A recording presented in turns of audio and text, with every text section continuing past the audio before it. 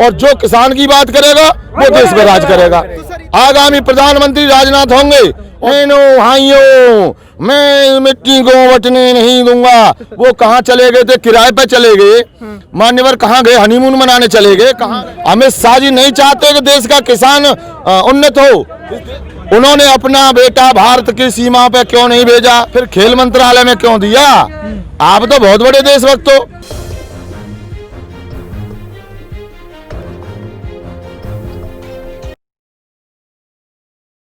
Sir, मैं आपसे जानना चाह रहा हूँ, सुप्रीम कोर्ट का आज फैसला है। उन्होंने साफ तौर पे कह दिया कि ट्रैक्टर मार्च पुलिस इजाज़त देगी तभी आप निकाल सकते हैं। कैसे देख रहे हैं इसको? ऐसा है, ये माननीय सुप्रीम कोर्ट हमारा भारत का प्रथम स्तंभ है। पर मैं एक बात बता दूं कि हमारे ही भारत के रिटायर्ड जज ये बात कह रहे हैं, मैं वीडियो देख रहा था लाइव पर, कि अमित शाह जी जब बैठते हैं संसद में तो ऐसे लगते हैं चोर हैं क्या, ऐसे लगते हैं चोर हैं क्या।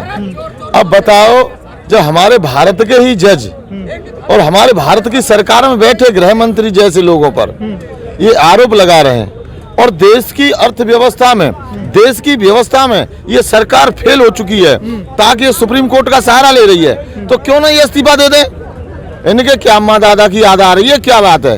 जब इन्होंने कानून बनाए, कानून हमारे लिए बनाए, सेठ साहूकारों के लिए तो नहीं बनाए।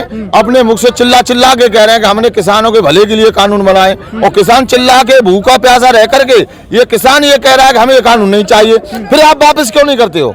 आप इन कानूनों को वापस क्यों नहीं करते हो? आखिरकार आप पर कौन सा ऐसा दबाव है? क्या आपने कोई ज्यादा बड़ी मोटी रकम ले ली है? देखो, इन्हीं की सिस्टम में बैठे अरविंद स्वामी है, कल तक तो क्या कह रहा था।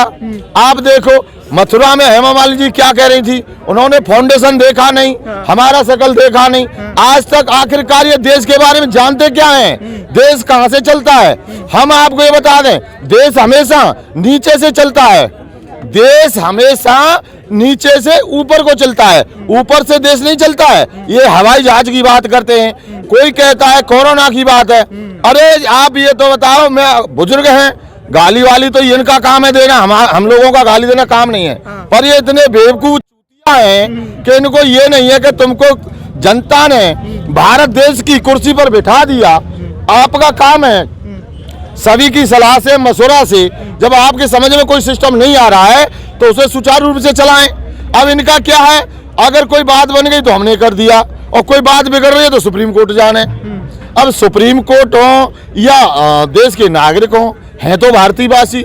सुप्रीम कोर्ट में जितने भी जजेस हैं, हमारे जो वकील हैं, वो कौन है? भारत की तो हैं। जब आप ये बता दीजिए, उन्होंने स्टे दे दिया, वकील चिल्ला के कह रहे हैं कि गलतियां हैं, ये भी मानने को तैयार हैं कि 9 गलतियां हैं, तो फिर उसको खत्म क्यों नहीं करते हो? वो तो कह रहे हैं ना कि किसानों के हित में कानून है। अरे किसान को नहीं चाहिए। किसान को आज आप दाल रोटी खिला दोगे तो किसान को पता है कि कल चटनी से मिलने वाली नहीं है। किसान को आज दाल रोटी खिला दोगे तो कल किसान को चटनी से रोटी नहीं मिलेगी। केवल भारत में 3 चीजें रह जाएंगी, आप नोट कर लो। आप ये लगा लेना, कभी ये हुक्का सो आप लगा दो ना जो मुंह पे, या फिर लगाएगा आप पे वो 30 नहीं रहेगी।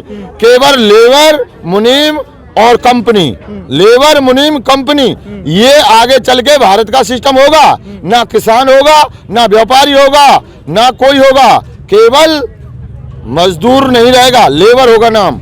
लेबर मुनीम और कंपनी, जैसे पुरानी फिल्मों में आपने देखा होगा, वो हालत ये किसान की करना चाहते हैं। जबरन हमारे पर ये बिल थोपना चाहते हैं। माननीय सुप्रीम कोर्ट जी ने, आपने जो सवाल किया था, माननीय सुप्रीम कोर्ट जी ने कहा है कि दिल्ली पुलिस कहेगी तो ट्रैक्टर रैली जाएगी।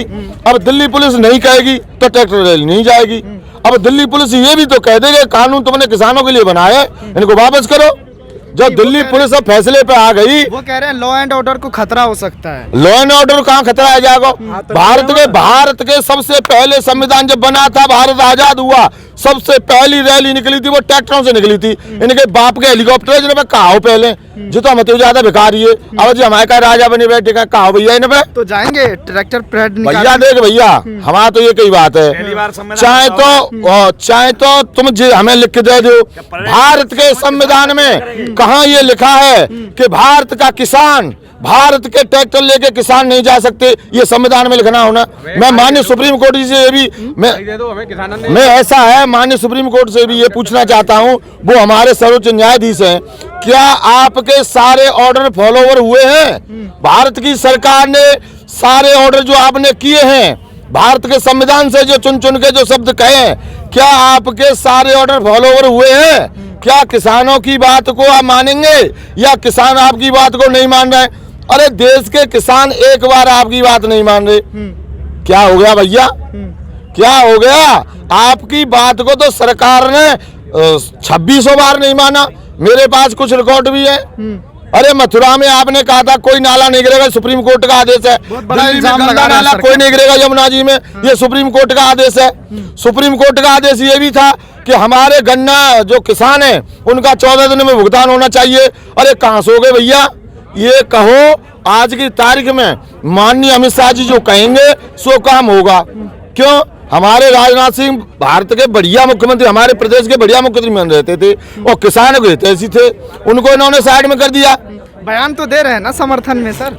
समर्थन में नहीं है, ऊपर है कि खालिस्तानी जो लोग बोले हैं किसान को बर्दाश्त नहीं किया जाए। वो किसानों का समर्थन है। हाँ। सरकार का समर्थन नहीं कर रहे हैं। मैं किसान की समर्थन। हाँ, मैं आपको ये भी बता दूं, हमें भी अंदर से बात पता चला है। उन्होंने कहा है कि 26 तारीख से पहले आप किसानों की समस्या को नहीं सुलझाया तो वो इस्तीफा देंगे और किसानों के साथ में सड़क पे आएंगे।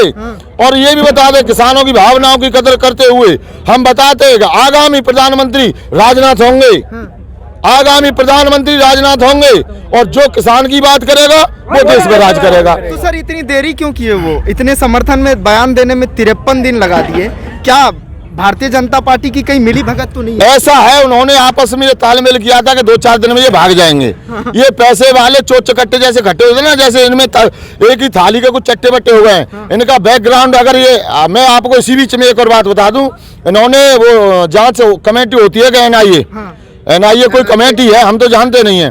अब ये देखिए एजेंसी है। आप ये बताइए कि किसानों पे जांच चल रही है, एफआईआर किया जा रहा है, चल रही है। अरे चीन तुम्हारे 4 किलोमीटर अंदर में घुस के गांव बसा दिया। 56 इंच का सीना चूहे का था कि कोई वही मानस है जो उंगली करके कहते नो भाइयों मैं मिट्टी को बटने नहीं दूंगा। वो कहाँ चले गए थे? किराए पे चले गए। मान्यवर कहाँ गए? हनीमून मनाने चले गए। कहाँ गए? वो गांव बन कैसे गया? क्या 1 घंटे में गांव बसता है? आप बताइए। आज भारत के किसान को ये नेता सारे ये कहते हैं कि ये खालिस्तानी पाकिस्तानी है और चाइना ने घुस करके तुम्हारे सीने पे चढ़ के तुम्हारे ही एरिया में गांव बसा दिया। कहाँ गए भैया? कहाँ गए वो फौलादी हाथ? कहाँ गए? एक कोई फिल्म में कहता था 2.5 किलो का हाथ है, 2.5 किलो का हाथ कहाँ गया भैया? 7 के 7 कातियों को एक साथ मारने की बात कहने वाले इसी सिस्टम में है, वो कहाँ चले गए? मैं पूछना चाहता हूँ, क्या पैसों के लिए काम करोगे? ये भारत माता के लिए कुछ नहीं करोगे? भारत के संविधान इस चीज का गवाह है। जब जब देश पे आफत आई है तो भारत के किसान और मजदूर ने एकत्रित होकर के इस देश को आगे बढ़ाने का काम किया है। आजादी से लेकर के आज तक इन लोगों ने एक दूसरे पर आरोप प्रत्यारोप करते हुए केवल देश को लूटने का काम किया है। चोर चोर मुसेरे भाई कहा गया है। मगर ये आपको बता दूं, ऐसी सरकार भारत में पहले कभी नहीं आई जो किसानों को बुरी तरह से सड़क पे लाके खड़ा किया हो।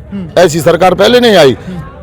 आपके माध्यम से मैं बता देना चाहता हूं, माननीय मोदी जी अभी वक्त है, माननीय मोदी जी अभी वक्त है, आपके पाले में गन चली जाएगी।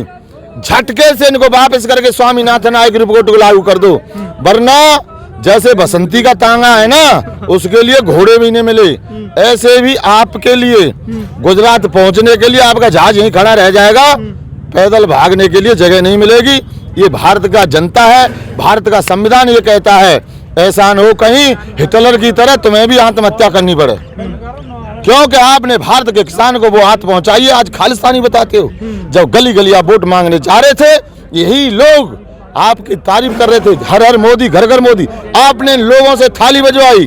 कोरोना में इनके बेटों को जो लड़कियों के कंगना बंधे थे, उनको लाइन में खड़ा किया नोटों के लिए, तब भी नहीं ये बोले किसान।